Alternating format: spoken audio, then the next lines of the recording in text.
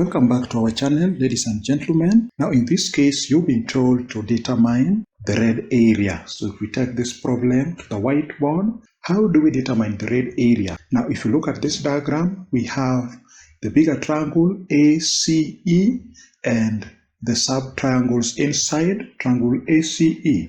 Now when we let the length A to B to be the height H and the length A to E to be A and the length B to D to be B. Now, we've been told the area of triangle ABC is 144 units square. And you can see triangle ABC, that's a right angle triangle. So the area of triangle ABC is going to be a half base, which is H, times height, which is A. So half base times height is a half AH, which is giving us 144. So a half A times H is 144.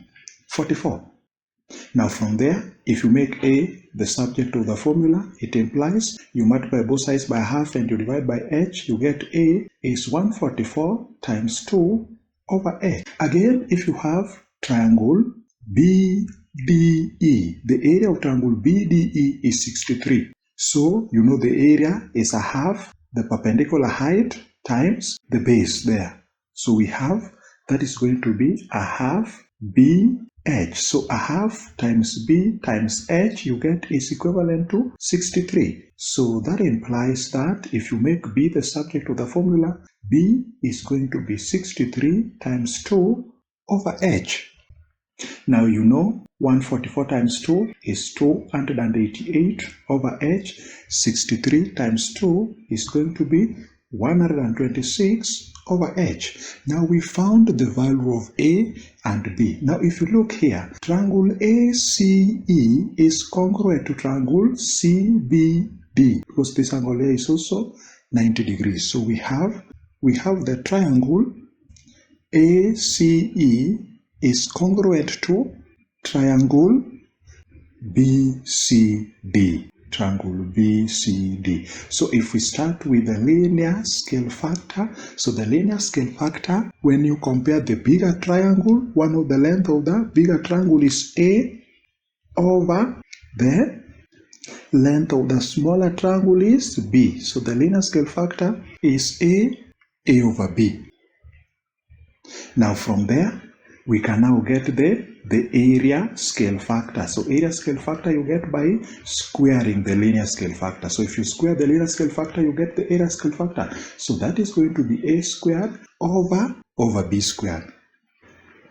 Now if you take this area scale factor, A squared over B squared, meaning you are comparing the area of the bigger triangle over the area of the smaller triangle. So what is the area of the bigger triangle? So let us say that this unknown area, red area, is, if we say this red area is X, then the area of the bigger triangle, triangle CAE or ACE, is 144 plus 63 plus X.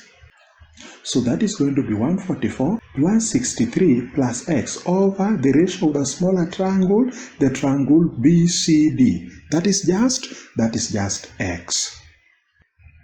Now, if you simplify that, what do we have? We have A squared over B squared to be equals to 144 plus 63 is going to be 207. So we have 207, then plus X, then everything is over X. So X is a common denominator, meaning we have 207 over X and X over X. Now, if you do the substitution, we now have A will be given to be 288 over H and B is 126 over H. So A squared over B squared, remember H squared is going to cancel with H squared. We are just going to remain with 288 over 126 squared. A squared over B squared is the same as A over B all squared. Remember H will cancel out with H on A over B. So that one is now what is equivalent to 207 over X, then plus X over X is 1.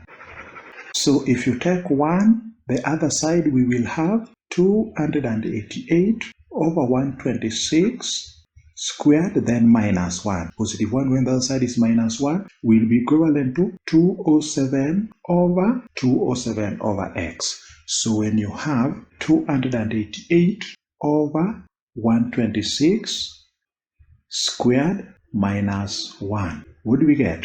207 over 49. So there we have 207 over 49. So we have 207 over 49 is equals to 207 over x. So from here you can see 207 cancels with 207. We remain with 1 over 49 is equals to 1 over x. So when you cross multiply, you get x is equals to 49. And remember, x was the area of the red region. Therefore, the area of the red region is 49 units square. Ladies and gentlemen, that is the simplest means to determine the area of the red region. If you have another trick, you can leave it in the comment section. Thank you for watching and see you again in our next presentation.